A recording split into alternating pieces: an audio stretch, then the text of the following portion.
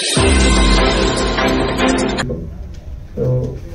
जो उद्देश्य है कि स्वामी विवेकानंद जी के विचारों को लोगों तक पहुंचाने का। और 11 सितंबर क्यों है? तो 11 सितंबर वो दिन है जब 1893 जब स्वामी जी ने वहाँ world parliament of religion Chicago में जो भाषण दिया था।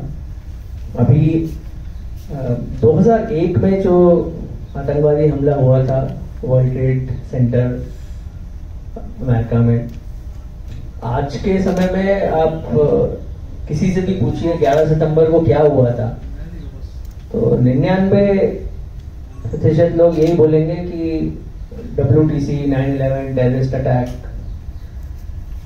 1% शायद लोग बोल सकते हैं कि हाँ 11 सितंबर को स्वामी विवेकानंद जी ने वो शिकागो में भाषण दिया था। अब तो हमारा प्रयास यही है कि हमारे लिए जो दिन महत्वपूर्ण है और क्यों महत्वपूर्ण है वो लोगों तक पहुंचाया जाए। स्वामी विवेकानंद जी ने उस दिन जब शिकागो में भाषण दिया, उसके बाद ही पूरे विश्व को जो पता लगा कि हमारा देश क्या है, धर्म क्या है, वेद क्या है, और वहां से ही पूरे विश्व में एक रुचि आई थी। उसके बाद ही स्वामी जी पूरे अमेरिका में जगह जगह गए, उन्होंने हिंदू धर्म के बारे में लोगों को बताया, वेदों के बारे में लोगों को बताया।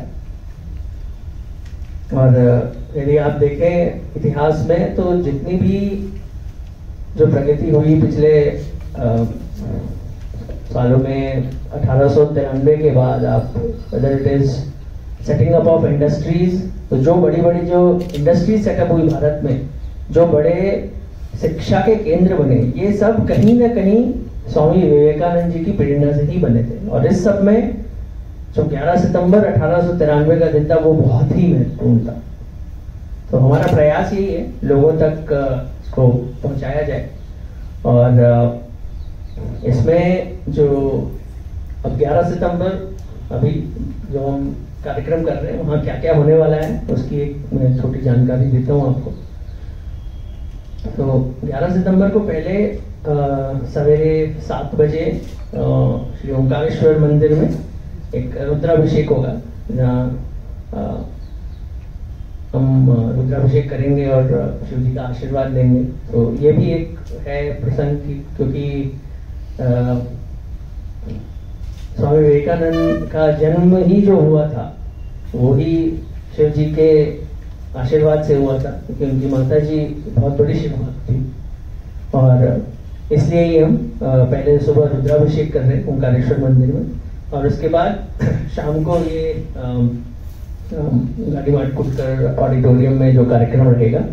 तो कार्यक्रम की रूपरेखा ऐसी है, वहाँ पे पहले एक जो वेलकम की नोट है स्वामी विज्ञानानंद जी से है।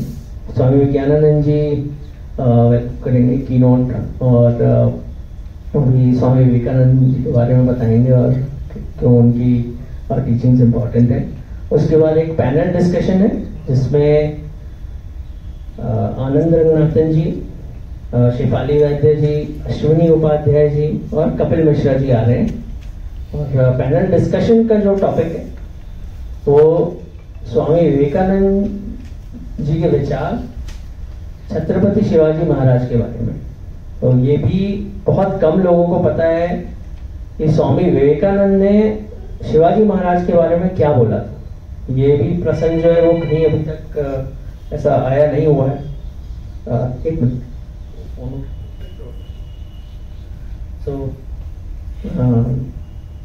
मैं सिर्फ एक लाइन में अगर बोलूं तो स्वामी विवेकानंद ने बहुत स्पष्ट रूप से कहा था कि शिवाजी महाराज कोई साधारण मनुष्य नहीं थे जो आए। In his words, he said, Shivaji Maharaj definitely had a divine element in it. It was a divine intervention that Shivaji Maharaj came in that period, and he has elaborated in it why he believes so. उन्होंने references भी दिए हैं, जो बहुत सारी prophecies हुई थी, जो भविष्यवाणियां हुई थी उसके ना उनसे पहले शिवाजी महाराज के बारे में, वो सब कुछ हम उस पैनल डिस्कशन में उस पर चर्चा करने वाले हैं। उसके बाद एक मेडिटेशन का कार्यक्रम है। आर्ट ऑफ लिविंग के बहुत सीनियर एक टीचर हैं दिनेश घोड़के जी, तो उनका एक गाइडेड मेडिटेशन का प्रोग्राम होगा। और उसके बाद हम वर्ल्ड रिकॉर्ड का जो कार्यक्रम है हमारा उस पर जाएंगे। और इसमें जैसा रोहित जी ने बोला, तो वर्ल्ड रिकॉर्ड का हमारी संकल्पना ये कि 500 लोग हैं, 500 लोग वहां पर जो स्वामी जी ने जो उस दिन ड्रेस पहना था उसी ड्रेस में आके उसी स्पीच को एक साथ रिसाइट करेंगे। और ये हमने चेक किया था कि ऐसा आज तक कोई भी ऐसा कार्यक्रम पूरे विश्व में कहीं नहीं हुआ। तो ये अपने तरह का एक अनोखा एक कार्यक्रम होने वाला है, पहली बार पूरे विश्व में, तो इसलिए ये एक वर्ल्ड रिकॉर्ड होने वाला है। जब हमने ये आइडिया सोचा उसके बाद हमने भी सोचा ये होगा कैसे, तो इसको हमने कस्टम बनवाया है। ऑर्डर लेके ये चीज डिजाइन कस्टम की गई है, कस्टम बनवाई गई है। और ये ड्रेस उस दिन जब सब ऑडिटोरियम में पहुंचेंगे वो 500 लोग, उनको वहीं पे दिया जाएगा और वहीं पे ही वो लोग पहनेंगे। तो मैं एक ड्रेस भी दिखाता हूँ आपको।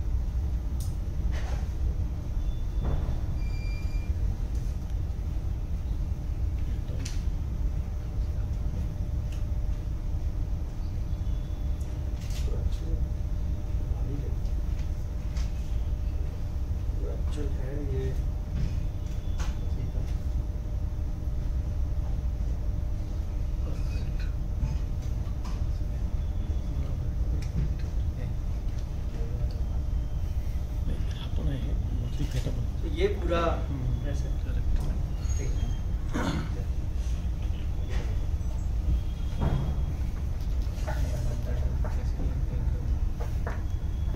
एक जो चीज मिसिंग है वो टर्बन है, बट वहाँ इवेंट में रहेगा। उसके लिए हमने अलग से व्यवस्था की, पूरी एक टीम को हम बुला रहे हैं जो कि वहाँ पे।